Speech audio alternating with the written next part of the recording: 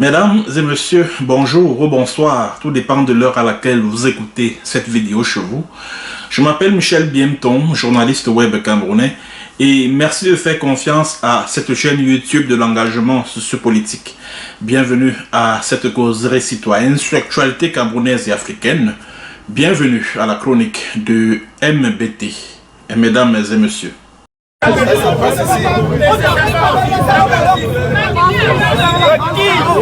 Au Phoenix, yes. On a en force. Voilà. On a besoin de ça ici. Voilà, en direct. Inscription sur les listes électorales. Regardez, voilà les Camerounais qui sont venus s'inscrire.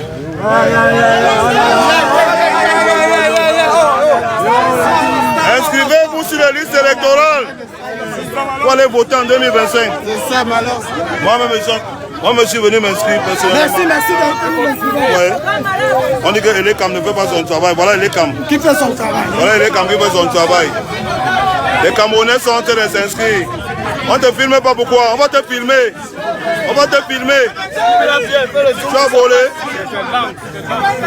On va te filmer. Oui. Voilà, je suis avec les vrais Camerounais. Ceux qui sont en train de s'inscrire sur les listes électorales, c'est Elekam. Elekam fait son travail, nous moment de venir s'inscrire. Moi-même, je suis venu m'inscrire. Inscrivez-vous sur les listes électorales, c'est gratuit, on ne paye pas. Vous venez vous asseoir, vous vous inscrivez. Et inscrivez-vous dans vos zones respectives. Voilà, inscrivez-vous dans vos zones respectives pour ne pas perdre une seule voix pour les Camerounais. Voilà. Le changement arrivera par nous. Voilà, soyez prêts. Bon. Je suis un peu arrivé en retard, il y a trop de gens, je vais d'abord m'aligner un peu. Le temps qu'on inscrive les matins qui sont là, je vais m'aligner. Donc je faisais un peu la promotion pour que vous sachiez que c'est votre devoir de citoyen. Vous inscrire sur les listes électorales pour aller voter en 2025. Voilà. Voilà. Ouais, les Camerounais. Voilà. Rendez-vous en 2025 dans les urnes. C'est bien beau de s'aligner devant un kit d'Elections Cameroun et s'inscrire sur les listes électorales et le faire massivement. C'est bien beau. Mais à partir du moment où, premièrement, Elections Cameroun a perdu le droit de proclamer les tendances au soir du vote. À partir du moment où seul le PV, et ça c'est le code électoral camerounais qui le dit, seul le PV d'Elekam fait foi en cas de contentieux électoral. Toute cette mascarade là, ça sert à quoi? C'est-à-dire que tout ce cirque-là, tout ce cinéma, oui, on voit tel artiste vient, il dit oui, inscrivez-vous sur les listes électorales, tel autre va se filmer devant un kit d'Elections Cameroun, il met la photo sur son mur Facebook pour prouver que voilà, je me suis inscrit. Tout ça là, tout ce cinéma là, ça sert à quoi? Ça ne sert à rien du tout. Ça ne sert à rien. Et quand moi, Michel Biemton, j'ai vu l'individu là qu'on appelle Steve Fa, le jour où moi je l'ai vu participer à cette campagne là, j'ai seulement dit oh, ça c'est Ngongo qui est derrière cette campagne-ci.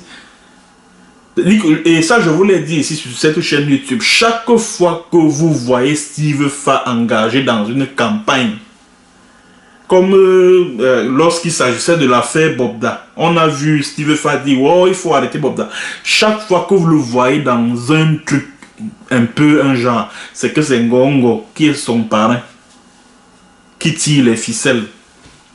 Et cette campagne justement qui vise à inviter les Camerounais à s'inscrire massivement sur les listes électorales est une commande du clan de Ferdinand Ngongo qui détient les réels pouvoirs en ce moment, qui dirige le Cameroun en ce moment. C'est la vérité qu'il faut que ceux qui participent à cette campagne-là disent aux Camerounais. C'est Ngongo qui est derrière cette campagne-là. Et l'objectif de cette campagne-là, c'est quoi? C'est d'empêcher les Camerounais de penser à une insurrection populaire en vue de renverser ce système. De donner l'impression aux Camerounais que le changement pourrait provenir par les urnes, alors que c'est impossible en l'état actuel du système électoral. Il faut que les Camerounais le sachent.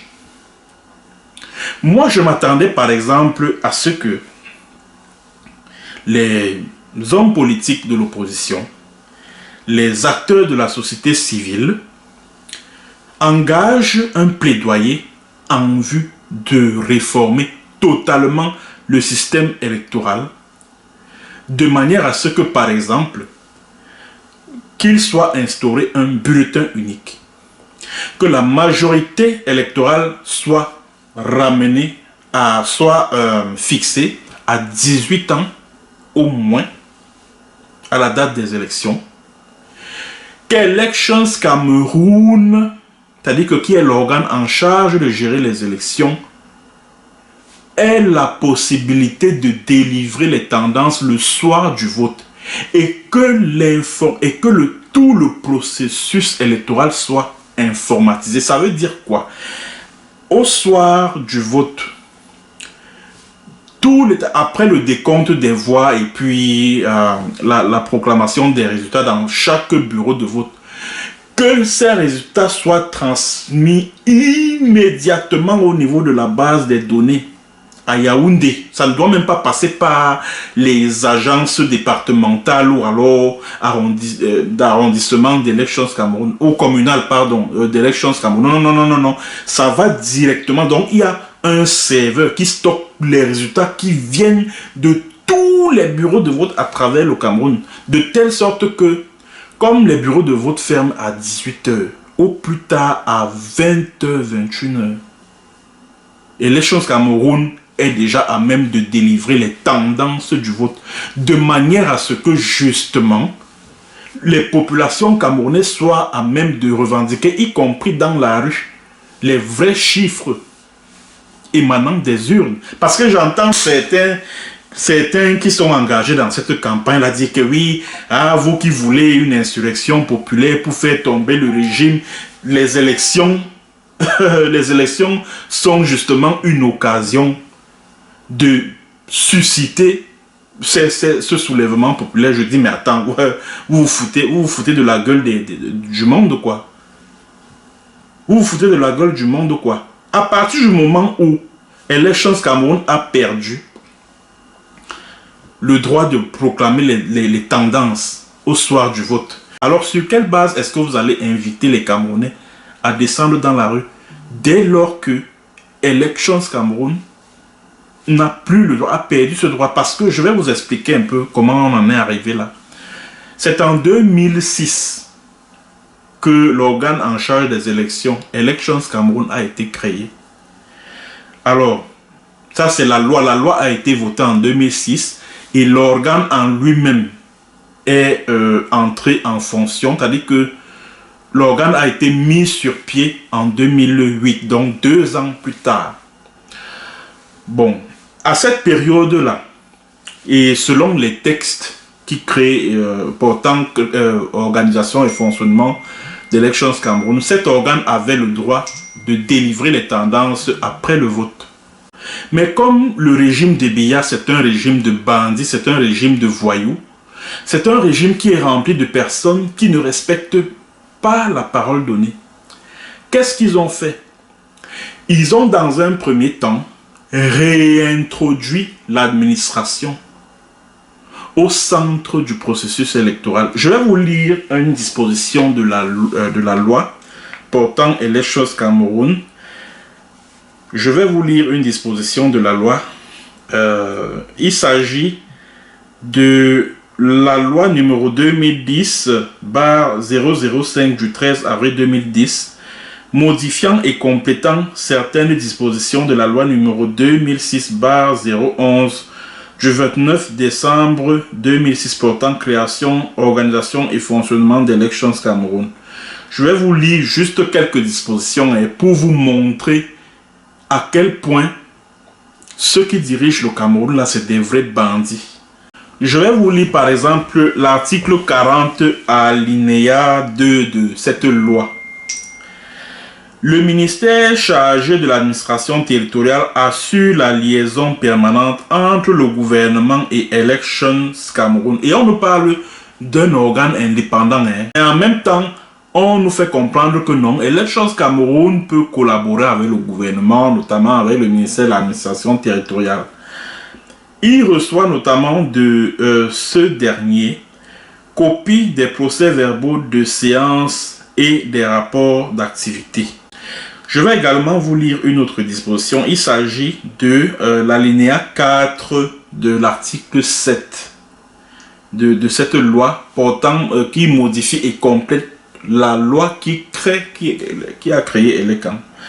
Les commissions départementales de supervision, les commissions régionales de supervision et la commission nationale de recensement général des votes sont présidées par un magistrat de l'ordre judiciaire. Y participent en nombre égal à ceux de l'administration des représentants de l'Elections Cameroun désignés par le directeur général des élections. Je vais également vous lire l'article 40. Les administrations de l'État apportent leur collaboration et leur appui à Elections Cameroun dans le cadre de l'exécution des missions qui lui sont assignées. Donc, en fait, c'est pour vous dire quoi? C'est pour vous dire que le pouvoir de Biya, un pouvoir dictatorial et diabolique et voyou, tout ce que vous pouvez imaginer, après avoir menti à la communauté internationale en 2006, quand il mettait en place Elections Cameroun, que voilà, ce sera un organe totalement indépendant de l'administration, oui, que cela ne s'est jamais vu au Cameroun, que vraiment c'est une innovation totale, etc. Après avoir menti à la communauté internationale, après avoir menti aux organisations de la société civile, aux partis d'opposition, etc., que Elections Cameroun sera totalement indépendant, ce pouvoir a réussi le tour de passe-passe de réintroduire l'administration à travers la loi dont je viens de vous lire quelques dispositions, de réintroduire, disais-je, l'administration territoriale dans le processus électoral. Et il y a pire que ça.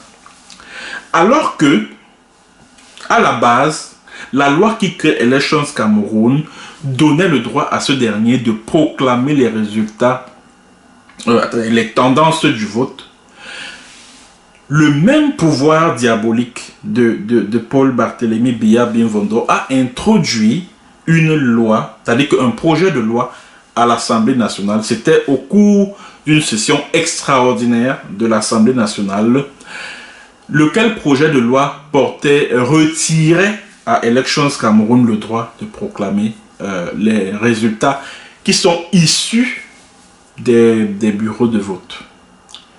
Alors, dites-moi, vous qui êtes en train de mener la campagne tambour battant des inscriptions sur les listes électorales, au point même de rêver que le régime de Biya va tomber à l'issue de ces élections-là. Comment, avec un tel cadre juridique, le régime RDPC peut perdre les élections? Vous croyez vraiment que le régime RDPC peut perdre les élections avec un tel environnement? Non, dites-moi sincèrement.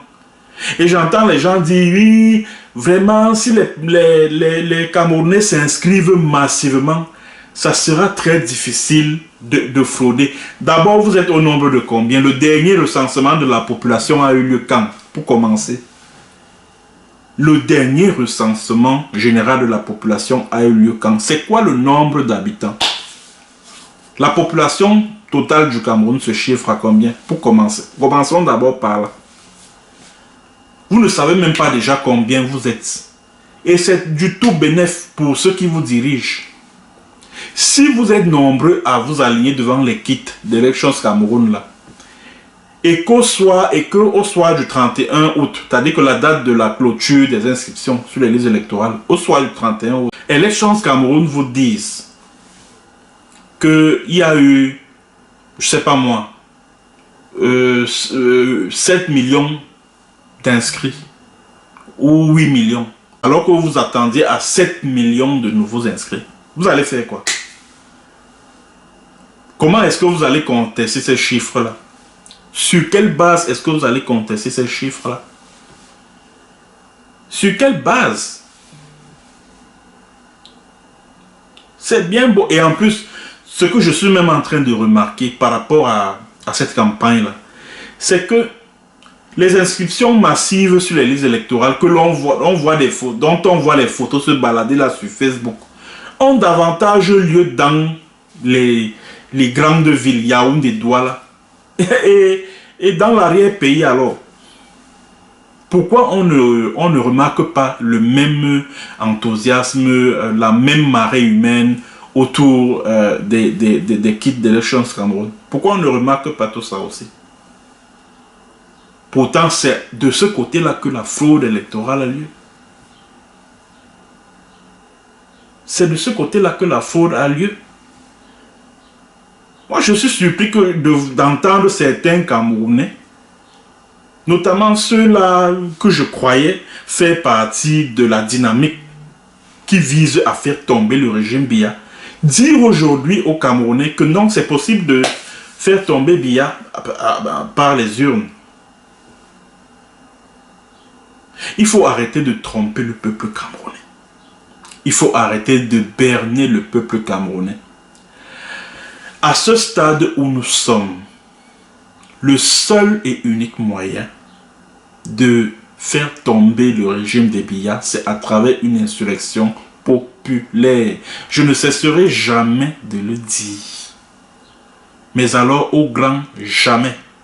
Et justement, cette campagne des inscriptions sur les listes électorales là, c'est le clan qui est au pouvoir, qui dirige le Cameroun en ce moment, à savoir la pieuvre. C'est-à-dire que le clan de Ferdinand Gongo qui est derrière cette campagne. Et l'objectif justement de cette campagne, c'est de distraire les Camerounais d'une éventuelle insurrection populaire. C'est de donner espoir aux Camerounais que le changement pourrait provenir des urnes. Voilà l'enjeu de cette campagne-là. Voilà l'enjeu. Parce que l'enjeu de la présidentielle de 2025, c'est quoi? C'est de maintenir Paul Biya au pouvoir malgré son âge très très avancé, afin de lui assurer un dernier, parce que franchement je ne vois pas Paul Biya se porter un nouveau candidat à l'élection présidentielle de 2032 à 99 ans. Ça relève là de l'ordre de l'impossible. Même comme le Cameroun, c'est un pays du tout est possible, mais là, je ne vois pas Paul Biya se représenter en 2032 à l'âge de 99 ans. Donc, le mandat qui commencera en 2025 sera le dernier. Et l'enjeu de ce mandat-là, c'est de trouver un successeur à Paul Biya. Et Ferdinand Gongo est en train de faire des mains et des pieds pour prendre le contrôle de l'appareil de l'État avec la bénédiction de sa sœur Chantal Biya. Alors, pour que cette transition ait lieu, qu'est-ce qu'il faut faire?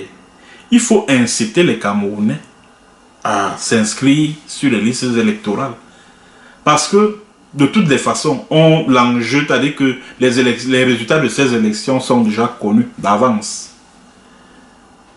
Les résultats de ces élections sont connus d'avance parce qu'en ce moment où on parle, les guerres de clans, les luttes de positionnement en vue de succéder à Biya font tellement rage qu'on ne sait pas d'où peut partir l'étincelle. Alors pour éviter que cette étincelle-là ne jaillisse, on utilise maintenant le peuple camerounais pour l'inciter à s'inscrire sur les listes électorales afin d'aider Ferdinand Gongo a réalisé son rêve de prendre le pouvoir. C'est de ça qu'il s'agit.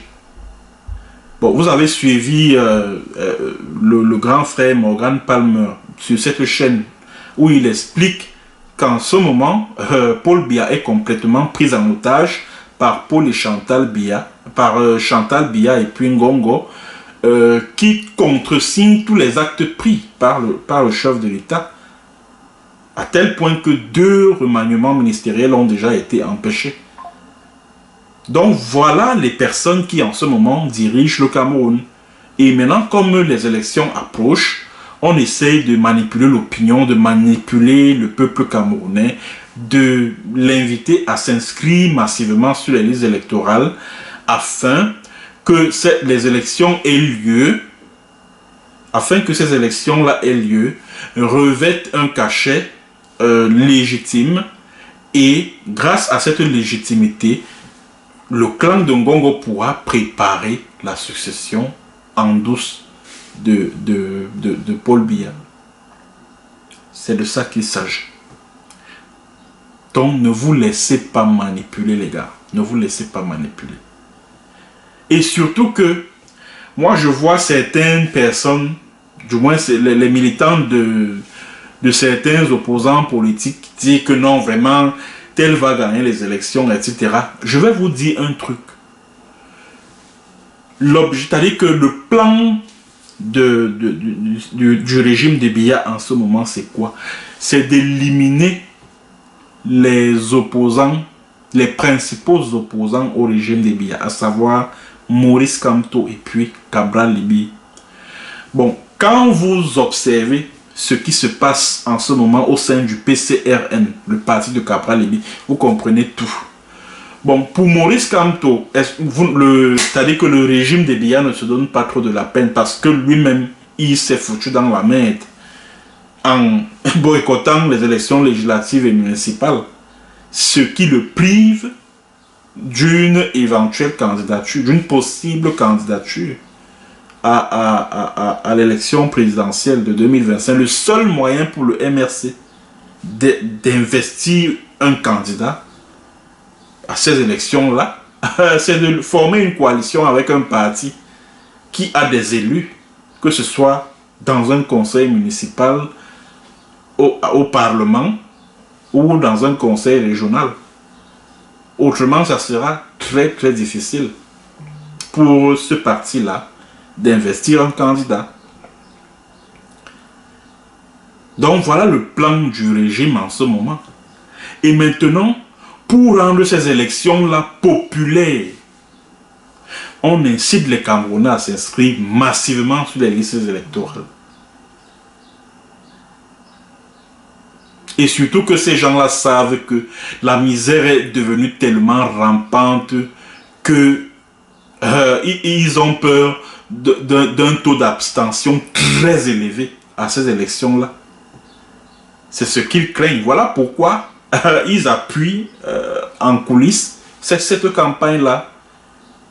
Voilà pourquoi le pouvoir en place appuie cette campagne-là en coulisses. C'est de ça qu'il s'agit. C'est de ça qu'il s'agit. Donc le plus important, c'est-à-dire que quand on parle des élections au Cameroun, là, et puis moi je ne vois pas ce qui explique cet optimisme de certains Camerounais là. C'est-à-dire que je demande, qu'est-ce qui vous prouve que 2025 sera différent de 2018, de 2011, de 80, je sais pas moi, de 2004, de 97, de 92? Qu'est-ce qui t'a dit que qu'est-ce qui nous permet de croire que 2025 sera différent de ces années électorales? Il n'y aura aucune différence. Ça va se passer de la même façon. Le chien ne change jamais la position de s'asseoir. Ça sera la même fraude électorale qu'on a toujours vécue dans l'histoire de ce pays. Ça va se passer de la même manière. De la même manière. Voilà pourquoi moi j'ai dit que je ne participe pas à cette campagne-là. Moi je ne peux pas, à travers ma chaîne YouTube, inviter les Camerounais à s'inscrire massivement sur les listes électorales parce que je sais que ça ne va servir à rien. Ça va plutôt servir à consolider ce clan qui contrôle l'appareil de l'État en ce moment. C'est tout. Ça va servir à quoi? Ça ne va servir à rien du tout. Rien. Rien de chez rien. Ça ne va servir à rien du tout. Donc, mesdames et messieurs, merci d'avoir suivi cette édition de la chronique de MBT qui portait sur la campagne en cours des inscriptions massives sur les listes électorales. Merci d'avoir suivi et merci surtout de partager la vidéo au maximum. À très bientôt pour une autre séance et sur un autre thème. Bonjour ou bonsoir.